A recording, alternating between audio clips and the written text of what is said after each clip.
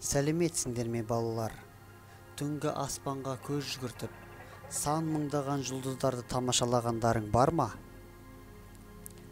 Ортақ бір нүктені айналатын, саны шексіз жұлдыздардың алапат үлкен жүйесі ғарыш әлемі немесе галактика деп аталады. Аспандағы жай көзбен көрінетін самсаған 6000 жұлдыз біздің галактика деп аталатын бір ғана бөлікке енеді.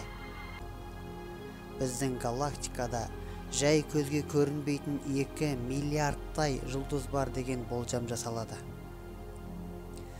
Оған аспан күмбезін белдеулеп жатқан, шашырап төгілген сүтке ұқсас ақшыл жолақ та кіреді. Бұл жолақты қазақтар құс жолы деп атайды. Күн жерден орташа алғанда 150 миллион километр қашықтықта орналасқан. Ол біздің галактиканың кішігірім жұлдызы. Жарық жер бетіне секундына 300 мың километр жылдамдықпен 8 минутта жетеді.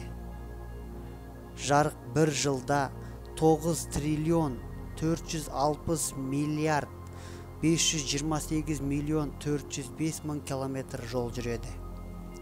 Осы қашықтық астрономияда бір жарық жылы деп аталады.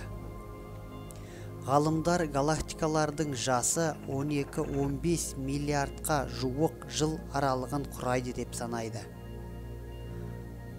Орталыққа жақын орналасқан жұлдыздар кәрі жұлдыздар, ал шеткері орналасқан жұлдыздар жас жұлдыздар болып саналады.